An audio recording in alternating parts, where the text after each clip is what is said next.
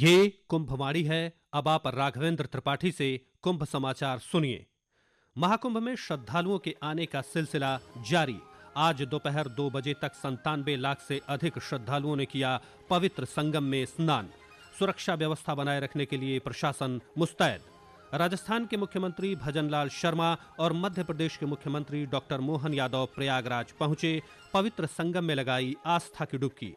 प्रयागराज महाकुंभ क्षेत्र से कल्पवासियों और अखाड़ों की वापसी के लिए यातायात व्यवस्था लागू और महाकुंभ में पक्षी संरक्षण के प्रति जागरूकता बढ़ाने के उद्देश्य से 16 से 18 फरवरी तक अंतर्राष्ट्रीय पक्षी महोत्सव का किया जाएगा आयोजन। महाकुंभ में श्रद्धालुओं के आने का सिलसिला जारी है। आज दोपहर 2 बजे तक 97 लाख से अधिक श्रद्धालु पवित्र संगम में आस्था की डुबकी लगा चुके हैं। सुरक्षा व्यवस्था बनाए रखने के लिए प्रशासन पूरी तरह मुस्तैद है। भीड़ को नियंत्रित करने के लिए चारों तरफ पुलिस के जवान तैनात हैं। श्रद्धालुओं के साथ साथ कई गणमान्य व्यक्ति भी प्रयागराज पहुंचकर पवित्र संगम में स्नान कर रहे हैं। मध्य प्रदेश के मुख्यमंत्री डॉक्टर मोहन यादव और राजस्थान के मुख्यमंत्री भजनलाल शर्मा ने आज पवित्र संगम में आस्था की डुबकी लगाई। इससे जुड़ी और अधिक जानकारी दे रहे हैं हमारे सहयोगी प्रवीण मिश्र।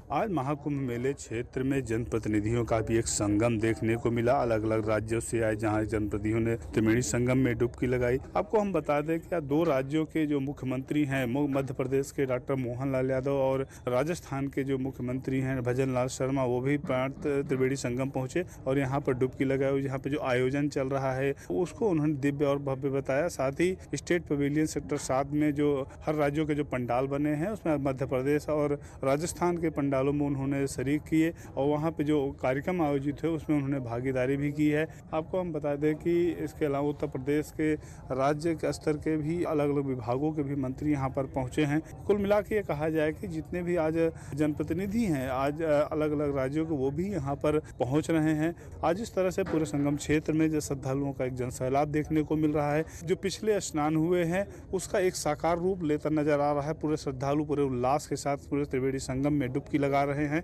जी। पूर्व केंद्रीय मंत्री और हिमाचल प्रदेश के हमीरपुर से लोकसभा सांसद अनुराग ठाकुर ने आज अपनी पत्नी सहित त्रिवेणी संगम में पवित्र स्नान किया। उन्होंने महाकुंभ को दिव्य भव्य बताते हुए इसे एकता का महाकुंभ बताया। उन्होंने इस अवसर पर मां गंगा, यमुना और सरस्वती की दिव्य धाराओं के संगम पर पूजा अर्चना की और सर्व कल्याण की कामना की। प्रयागराज महाकुंभ क्षेत्र से कल्पवासियों और अखाड़ों की वापसी के लिए यातायात व्यवस्था को लागू किया गया है। महाकुंभ के वरिष्ठ पुलिस अधीक्षक राजेश द्विवेदी ने बताया कि महाकुंभ के दौरान सुगम और सकुशल यातायात व्यवस्था सुनिश्चित करने के लिए लखनऊ, अयोध्या, प्रतापगढ़ और कानपुर मार्ग निर्धारित किए गए हैं। श्रद्धालुओं से अपील की गई है कि वे निर्धारित मार्ग से ही अपने गंतव्य को प्रस्थान करें। महाकुंभ से अखाड़ों के विदा होने का सिलसिला शुरू हो गया है। महाकुंभ के सेक्टर 20 में बनाए गए अखाड़ा क्षेत्र में प्रमुख शैव अखाड़ों ने अपनी रवानगी से पहले होने वाली परंपरा और प्रक्रिया को पूरा कर लिया। इसी के अंतर्गत अखाड़े में पंच परमेश्वर या नई विधायिका का चुनाव भी किया गया। श्री पंचायती अखाड़ा महानिर्वाणी के सचिव महंत जमुनापुरी महाराज ने कल बताया कि महाकुंभ से विदा होने से पहले अखाड़ों में अपने नए पंच परमेश्वर या विधायिका की परंपरा है। श्री पंचायती अखाड़ा महानिर्वाणी ने अपनी नई विधायिका का चयन कर लिया। इसके तहत 8 श्री महंत और 8 उपमहंत का चयन किया गया है। छावनी में धर्मध्वजा के नीचे नए पंच परमेश्वर का चुनाव सम्पन्न हुआ। उन्होंने बताया कि पंच परमेश्वर काशी के लिए प्रस्थान कर गया है। अखाड़े का पंच परमेश्वर बाबा विश्वनाथ की अंतर्ग्रही पंचकोसी परिक्रमा करने के बाद शिवरात्रि में बाबा विश्वनाथ के दर्शन करेंगे। इसके पश्चात सभी संत अपने अपने स्थान के लिए रवाना हो जाएंगे। कुंभवाणी के लिए मुकेश कुमार बल। लेकिन महाकुंभ में एक शिविर ऐसा भी है जो महाकुंभ मेला समाप्त होने के बाद भी लगा रहेगा। प्रयागराज में बने अस्थायी शहर महाकुंभ नगर में साधु संतों के सैकड़ों हजारों शिविर बने हुए हैं, जो महाकुंभ की समाप्ति के बाद हट जाएंगे। हालांकि एकमात्र संत देवराहा बाबा का शिविर उसी जगह पर मौजूद रहेगा। यहाँ पर एक अखंड ज्योति भी है जो पिछले 18 वर्षों से जल रही है। देवराहा बाबा के शिविर में मौजूद स्वामी रामदास महाराज ने बताया कि देवराहा बाबा की याद में पिछले 18 वर्ष से यहाँ पर अखंड ज्योति जल रही है। ये अखंड ज्योति पिछले 18 वर्षों से जल रही है और यह पूज्य ब्रह्मर्षि शिव सम्राट श्री देवराहा बाबा जी महाराज की स्मृति में जल रही है। यह अखंड ज्योति लोक कल्याण और विश्व कल्याण, सनातन संस्कृति की नींव है वो और मजबूत हो, जिससे कि उसकी परिकल्पना सर्वे भवन्तु सुखिनः सर्वे सन्तु निरामया साकार हो सके। उन्होंने बताया कि यहाँ पर देवराहा बाबा का मचान भी बना है। ब्रह्मर्षि शिव सम्राट श्री देवराहा बाबा जी महाराज का मचान है। बाबा कहा करते थे बच्चा मंच मेरा स्वरूप, तो हमारा जो परिवार है देवराहा परिवार, इस परिवार में मंच पूजा हो। साल भर भक्त बाबा के मचान का आशीर्वाद लेते रहते हैं। उल्लेखनीय है कि भीषण ठंड, मूसलाधार बारिश और तपती धूप में भी अखंड ज्योति की लौ पूरे वर्ष जलती रहती है और रोजाना हजारों लोग इस अखंड ज्योति के दर्शन करते हैं। कुंभवाणी के लिए आनंद पाठक। महाकुंभ के दौरान देश विदेश से आने वाले श्रद्धालुओं और पर्यटकों में पक्षी संरक्षण के प्रति जागरूकता बढ़ाने के उद्देश्य से 16 से 18 फरवरी तक अंतर्राष्ट्रीय पक्षी महोत्सव का आयोजन किया जाएगा। इस महोत्सव में राष्ट्रीय और अंतर्राष्ट्रीय स्तर के संरक्षणवादी, वैज्ञानिक, पक्षी विज्ञानी, पर्यावरणविद, तकनीकी विशेषज्ञ, पक्षी प्रेमी और विद्यार्थी भाग लेंगे। 3 दिनों तक चलने वाले इस महोत्सव के दौरान तकनीकी सत्र, पैनल चर्चा, पेंटिंग प्रतियोगिता, नारा लेखन और वाद विवाद जैसी गतिविधियों का आयोजन किया जाएगा। इसके अतिरिक्त सांस्कृतिक कार्यक्रम, नुक्कड़ नाटक, चित्रकला प्रदर्शनी और अन्य प्रतियोगिताएं भी आयोजित की जाएंगी। ग्रामीण विकास मंत्रालय द्वारा लगाए गए मंडप में आदर्श गांव को दर्शाया गया है। इसमें विद्यालय, पंचायत घर, आंगनबाड़ी और महात्मा गांधी राष्ट्रीय ग्रामीण गारंटी योजना के तहत दिए जा रहे रोजगार के अवसरों सहित विभिन्न सुविधाओं को दर्शाया गया है। आकाशवाणी समाचार से बात करते हुए मंडप की प्रतिनिधि रिया सिंह ने बताया कि इस मंडप में ग्रामीण क्षेत्रों में लागू की जाने वाली सभी सरकारी योजनाओं को प्रदर्शित किया गया है।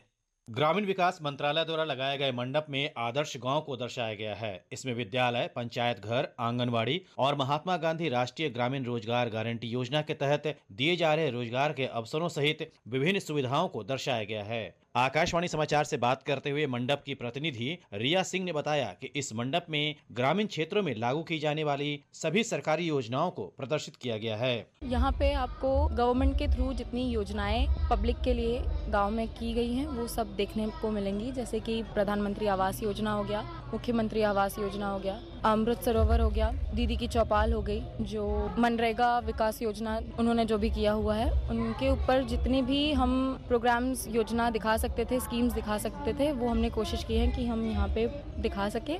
मंडप में आए एक आगंतुक संदीप ने बताया कि यह प्रदर्शनी गांव की वास्तविक संस्कृति को दर्शाती है। गांव से रिलेटेड जितनी भी चीजें हैं, चाहे रसोई घर हो गया या अन्नपूर्णा घर हो गया, खेल घर हो गया और बच्चों का जो है गांव का मंच हो गया, नए नए योजनाओं के थ्रू जो लागू करा के जो गांव का डेवलपमेंट किया जा रहा है, उन सारी चीजों को हमने इन छोटी सी जगह में बहुत अच्छे से देख पाया है। आदर्श गांव का यह मॉडल आर्थिक और सामाजिक रूप से शिक्षा, कौशल प्रशिक्षण और बुनियादी ढांचे के साथ साथ प्रधानमंत्री आवास योजना ग्रामीण के तहत गांव में हो रहे विकास को प्रदर्शित कर रहा है। दीपेंद्र कुमार, आकाशवाणी समाचार, प्रयागराज। महाकुंभ में लाखों की संख्या में श्रद्धालु आस्था की डुबकी लगाने के बाद संगम घाट के पास स्थित लेटे हुए हनुमान मंदिर का भी दर्शन कर रहे हैं।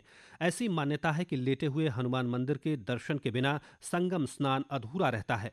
इस मंदिर में मंगलवार और शनिवार के दिन श्रद्धालुओं की भारी भीड़ उमड़ती है। हालांकि महाकुंभ के दौरान लाखों की संख्या में श्रद्धालु दर्शन कर रहे हैं।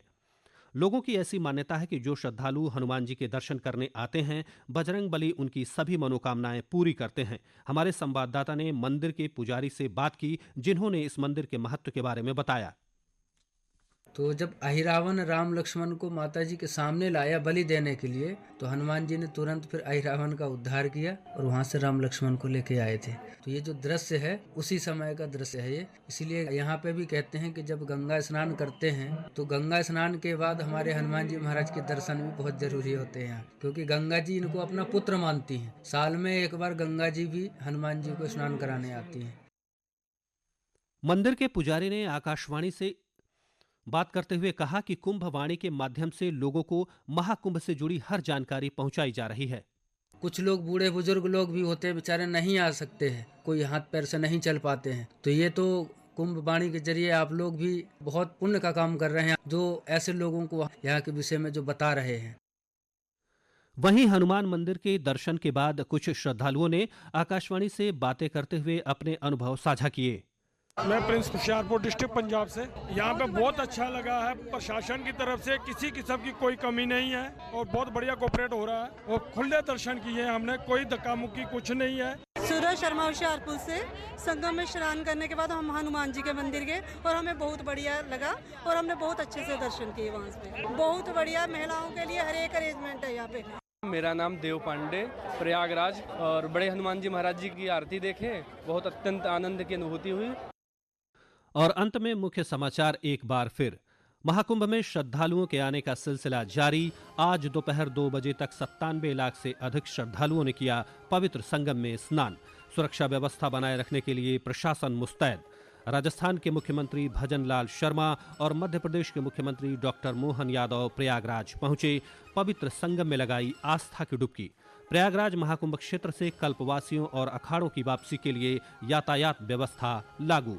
और महाकुंभ में पक्षी संरक्षण के प्रति जागरूकता बढ़ाने के उद्देश्य से 16 से 18 फरवरी तक अंतर्राष्ट्रीय पक्षी महोत्सव का किया जाएगा आयोजन। ये बुलेटिन हमारे YouTube channel news on AIR official पर भी उपलब्ध हैं। कुंभ समाचार का अगला बुलेटिन आप कुंभवाड़ी चैनल FM 103.5 मेगाहर्ट्ज पर रात 8:30 पर सुन सकते हैं। इसके साथ ही कुंभ समाचार समाप्त हुए। नमस्कार।